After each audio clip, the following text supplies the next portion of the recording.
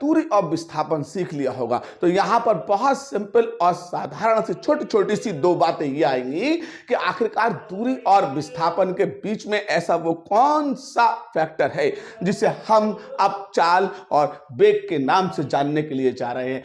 चाल और वेग क्या होंगे वो भी जानेंगे। जब दूरी विस्थापन जान लिया तो चाल और वेग भी जाने। तो हमारा अगला टॉपिक किस तरफ जाएगा? ठीक है, सरल रेखा में जो गति हो रही है उस गति के अंदर हमारी चाल क्या है और हमारा वेग क्या है, अब इसकी तरफ को हम बढ़ते हैं। तो अगली चीज को जब हम समझेंगे तो दूरी के साथ में अब हम चाल को लेकर आएंगे।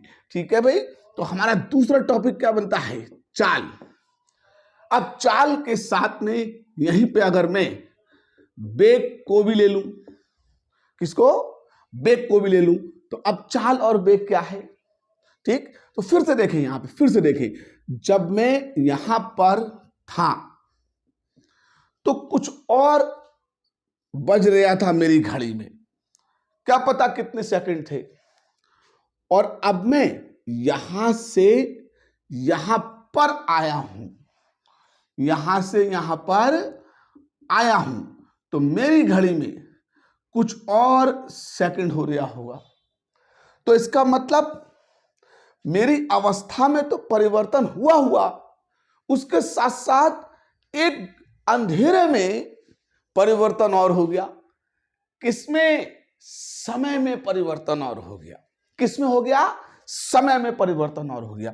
तो यहां से यहां तक ये जो परिवर्तन हुआ है वो किस में हो रहा है? एक तो समय में हो रहा है।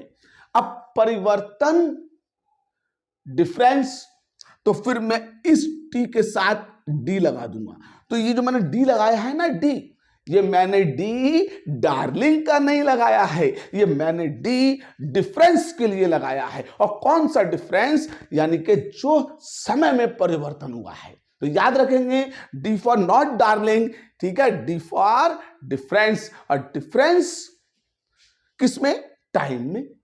अब इस अंतराल में हुआ क्या?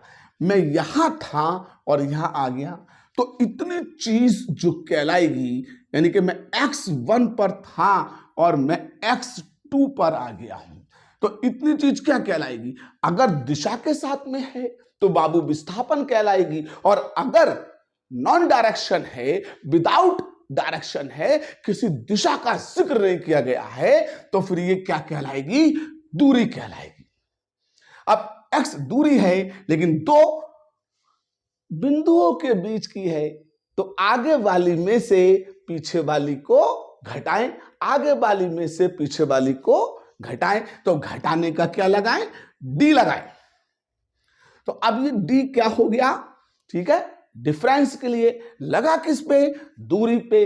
तो ये दूरी यानी कि स्थितियों में परिवर्तन हो गया और ये समय में परिवर्तन हो गया। अब बारी आई कि वेग क्या है। तो रेस्पेक्ट टू टाइम, समय के सापेक्ष, ठीक है, समय के सापेक्ष अगर विस्थापन की रेट है, विस्थापन की दर है, तो वो क्या कहलाएगी? वेग कहलाएगी। और समय के सापेक्ष अगर वो दूरी की दर है तो फिर वो चाल कहलाएगी। क्या कहलाएगी? चाल कहलाएगी। तो चाल, ठीक है, और वेग एक जैसे तो है, थोड़ा सा फर्क है दिशा का।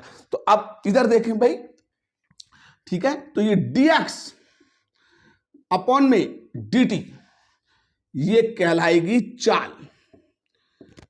और अब अगर इस पे अगर तीर का निशान लगा है, डायरेक्शन शो हो गई है, तो फिर यही चीज क्या कहलाएगी?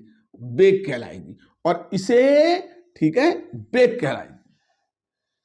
अब इसे कैसे लिखेंगे? वेलोसिटी, तो इसे v से लिखेंगे, तो फिर इसका जो सूत्र मिलेगा वो dx अपॉन में dt मिलेगा, ये आ जाएगा। आप जब चाल या वेग के मात्रक की बात करते हैं, तो अब v का मात्रक अगर आपको लिखना है तो आप ऊपर से देखें, डिस्टेंस हो या डिस्प्लेसमेंट हो, दूरियां हैं, और दूरी की इकाई क्या लिखेंगे? मीटर, और टाइम, समय, इसकी इकाई क्या लिखेंगे? सेकंड। तो जो मीटर पर सेकंड आएगा, वो क्या आएगा, वो चाल या फिर वेग का मात्रक आएगा। तो मात्रक भी देख लिया, रह क्या गया, इसकी डायमेंशनल विमा रह गई है। तो विमा जिस वक्त आप लिखने के लिए जाएंगे, इसकी विमा को लिखने के लिए जाएंगे, तो मीटर लेंथ के लिए यूज होता है। एंड नाउ हियर लेंथ का एल और टाइम टी के लिए, तो यहां पे टी, लेकिन ऊपर को लेके जाएंगे तो एल टी माइनस 1 जो है वो इसके प्रमेय सूत्र की तरफ हमें लेके चलेगा। तो हमने क्या देखा, अगर कोई बॉडी मोशन में है तो उसमें चाल और वेग क्या है। तो उम्मीद तो यही करते हैं कि इस क्लास में इस वक्त पगले में हमने चाल को भी सीख लिया है।